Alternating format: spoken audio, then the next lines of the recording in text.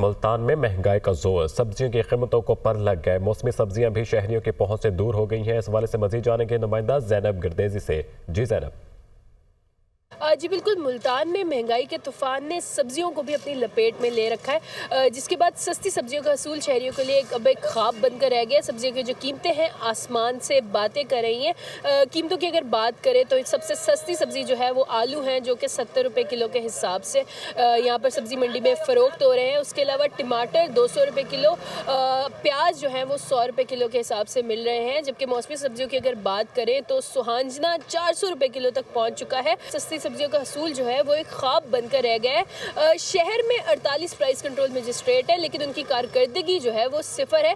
कार्रवाइयाँ सिर्फ photo session की हद तक महदूद होकर रह गई हैं। शहरियों के लिए पहले गोश्त का असूल मुमकिन नहीं था, अब ऐसा नज़र आ रहा है कि शहरियों के लिए अब सस्ती सब्जियाँ खरीदना भी महाल हो गया है।